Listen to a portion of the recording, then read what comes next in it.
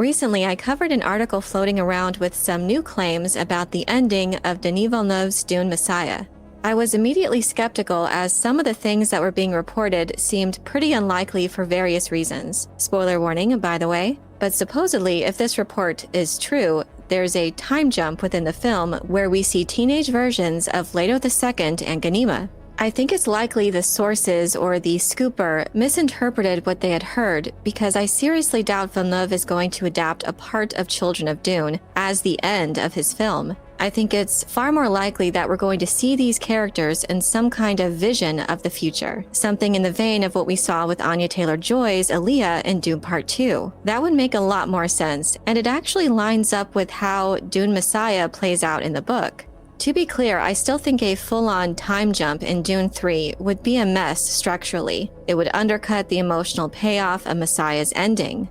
But after thinking about it, I've come to believe that a glimpse into the future could be really compelling and a smart way to plant seeds and hint at what's coming next in the saga. So just exploring that detail of teenage twins in Paul's vision, how would they adapt that or handle that particular part of the story? So there may need to be some adjustments. I think any vision of the future for Paul of his offspring as teenagers, obviously I think that would take place after their birth. I think that would make the most sense. And I just think it would make a much bigger impact if it's saved until the end of the film. So they're probably going to make some changes. The Sci-Fi Channel miniseries Children of Dune did make some changes there as well in their handling of Leto II and Ganima. I guess I'll throw out a spoiler warning just in case you don't know. So Paul is actually, for the most part of the story of Dune Messiah, he thinks he only has one offspring. Chani's pregnant, but he doesn't know that she's actually pregnant with twins because he's only seeing one of their offspring, Ganima. He didn't know he had a son until their birth. And at that point, he is truly blinded. After the Stoneburner incident, he's able to see through his prescient vision. But after their birth and after the tragedy that resulted in Chani's death, during the process of her birth, he is truly blinded.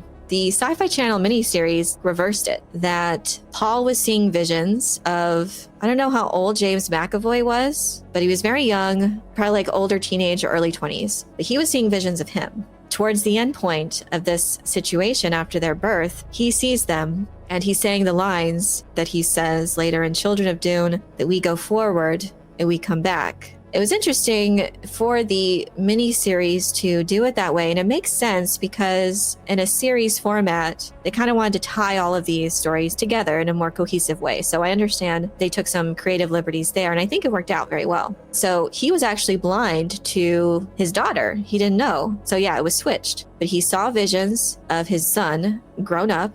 But maybe in the film, in Denis Villeneuve's adaptation, maybe he sees them both after their birth and after he knows that he has indeed had twins. And maybe after that, he will see visions of them in the future. So in Children of Dune, Leto II, he describes time. And he says there is no difference between 10,000 years and 1 year. No difference between 100,000 years and a heartbeat. We go forward, we come back. So what's interesting, obviously, about the twins is they are pre-born, like Aaliyah. So that's why, at one point in the story, at the end of Dune Messiah, when Paul is truly blinded, he's actually able to see through Leto II's eyes. Literally, he's his eyes. And at the end, he's able to dispatch Scytale through Leto II's eyes and vision. But also, there's this really interesting part. This is from Messiah, and is after the twins' birth. Hera says, "You have beautiful twins, Usul, a boy and a girl." 2 children? Paul thought wonderingly. The vision had contained only a daughter.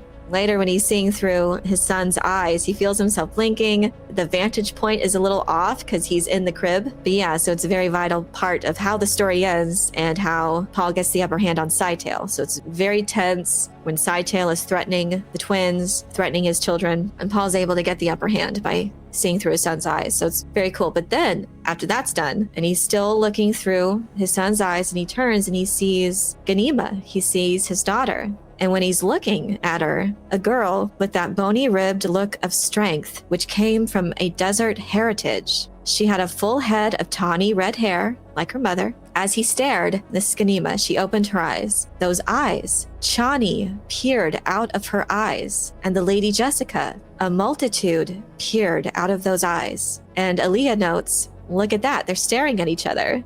And Hera says, babies can't focus at this age. I could, Aaliyah said. So that was another way to establish that they were pre-born. They're aware. And Chani at the time, before their birth, she was on this specialized spice diet, this saturation of spice, and that's what triggered their pre-born nature. This is what I think could happen. And I think might be a really nice way to end the story, because Dune Messiah is very tragic at the end. It's triumphant in a lot of ways for certain characters, like Duncan when he regains himself. But it is very tragic when Paul loses Chani, loses his tether to the present, to reality, and obviously to the one he loves so much. But I think it would be a really nice moment and would be in line with what Denis Villeneuve said of laying the seeds for the future adaptations. I think it would be really cool if they, in this moment when Paul is seeing through his son's eyes and looks over into the crib and he sees Ganima, he sees his daughter. And since the book says he sees Chani, he sees the Lady Jessica. I think that would be a really nice way to show the audience, if they adapt that moment, that Chani lives inside Ganima. And that might kind of lessen the sting a bit. It's still very tragic, but I think would be a really nice way to showcase that she's still there in her offspring. And honestly, almost quite literally, because she is pre-born. She has these personas, this multitude within her. So in a very real way, Chani is alive. That's for the story to continue, as to how they're going to navigate their pre-born nature. And then maybe he'll see the teenage Ganima. He'll see her future. And maybe that will be a really nice moment to kind of lighten such a tragic moment, but also to give it that hope for the future, to kind of take the sting out of this tragedy by seeing the future in that way, seeing the future in his children.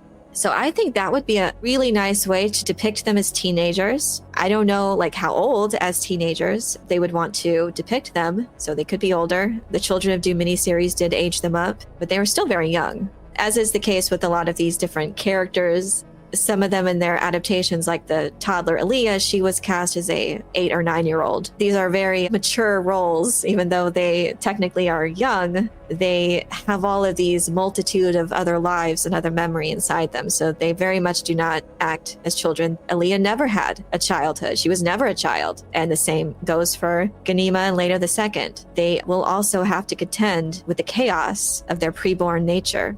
But that's the story for Children of Dune to contend with. At first, when I heard of this rumor of the teenage twins being cast, I just immediately thought, there's no way. There's no way that they're going to time jump to do this. But a vision of the future, that is most likely what the scoop or whatever misinterpreted it as. So a vision of the future could easily be described as a time jump. So that's what I think it is. And honestly, I think it opens up a very exciting possibility. Still in line with what Denis Villeneuve said. He said that he wants to not only adapt Dune Messiah, but sow the seeds for future adaptations, because he says they're beautiful books. They're just more difficult and they're more esoteric. And for him personally, after doing 3 films, it's understandable that he wants to move on to other projects. I mean, he's got a slew of other projects that he's connected to. So I can totally understand that.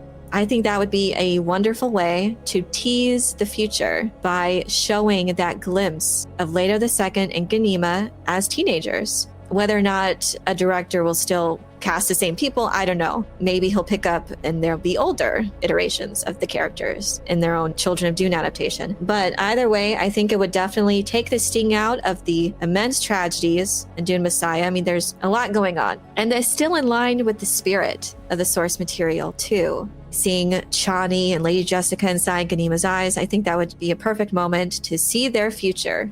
And then he'll walk into the desert with, of course, Aaliyah and Duncan together, and Irulan will be there to care for the children. I think that's actually really cool. And I do hope it's true in that respect. I think they're just mistakenly citing a vision of the future as a time jump. So it's a very important distinction. But I'm curious to know how you'd feel about seeing a vision of Paul and Chani's grown children at the end of Villeneuve's Dune Messiah. Do you think this would be a nice way to add some intrigue and nuance at the end of this tragic story? Let me know your thoughts in the comment section below. I hope you enjoyed this video. Leave a like if you did, and be sure to subscribe for more sci-fi and fantasy news, theories, and lore. And if you're looking for other ways to support the channel, you can leave a super thanks or join as a YouTube member for early access to new videos and other perks. You can also check out my Patreon page for exclusive content. Thank you all so much for your support, and as always, have a very nerdy day.